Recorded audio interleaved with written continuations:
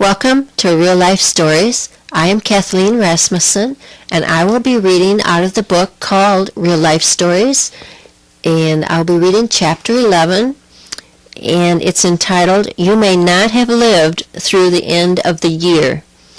I'm 24, and those are the words I heard from the doctor after I had open heart surgery. In May of 2006, while living in Arkansas, I went to the doctor for a sinus infection. The doctor began to check everything that doctors normally check, and while checking my heart, she asked me, "Has anyone ever told you that you have a heart murmur?" The doctor sent me over to the hospital to get an echocardiogram. This is a test that basically takes an ultrasound of your heart. A few weeks later, the doctor called me back to the office, and she was very concerned with what she had seen from the results of the test. Amazingly, until this point, I was very calm because God was giving me such a peace that I could do nothing but trust. When I went to see the cardiologist, he examined me and told me that he thought I had rheumatic fever as a child, and most likely it had been undiagnosed or misdiagnosed as strep throat. Having had rheumatic fever and it not being treated properly, as a result, I had 2 valves in my heart that were severely damaged. The cardiologist began to conduct tests, and after I had all the tests done, they confirmed I had rheumatic fever and had valve damage. The cardiologist didn't know then to make the call for me to have surgery. He recommended I go up to Indiana, where my parents still lived, to see a surgeon. My dad is part of a nonprofit organization that serves Mexico by way of medicine called Medimex. Dad serves on the board, and the president of this organization was discussing a particular doctor during one of their meetings and wanted to help him and his family build churches in southern India.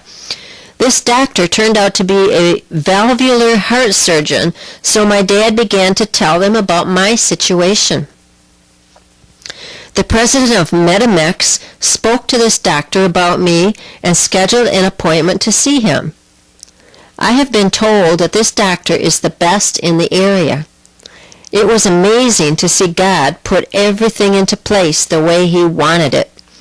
The moment my family and I met this doctor, we felt such a peace about him, and I knew that everything was going to be okay. This surgeon wanted to conduct further testing.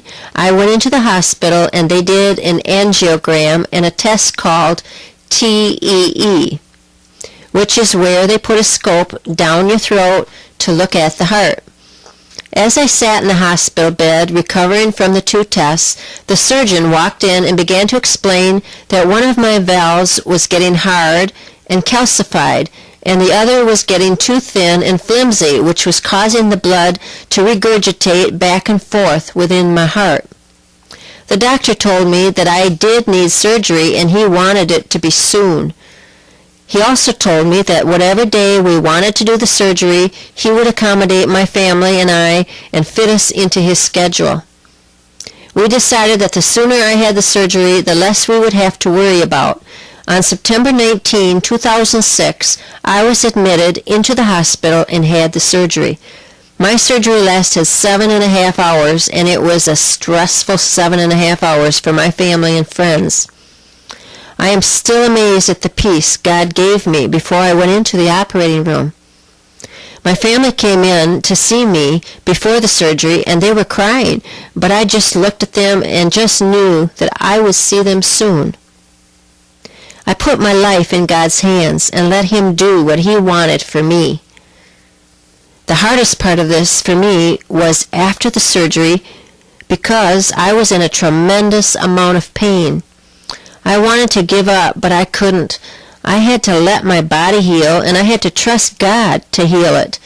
Amazingly, after 2 weeks, I was feeling so much better.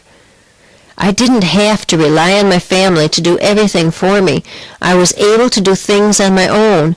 After 2 weeks, I started my rehab and went through the process of getting my strength back. I started a part-time job 9 weeks after surgery and recovered very quickly. On New Year's Eve of 2006, I sat in church and remembered what they said to me about not living to the end of the year and was overwhelmed with emotion that I was still alive by the grace and mercy of God. I was on the road to recovery and an amazing life. God has a plan for my life, and that is why I lived to tell this story. And I can't wait to see what that is. I had to make a lot of changes in my life. I now have 2 metal valves and have to be on blood thinner the rest of my life. But there is not a day that goes by that I don't thank God for saving my life. This was written by Lori.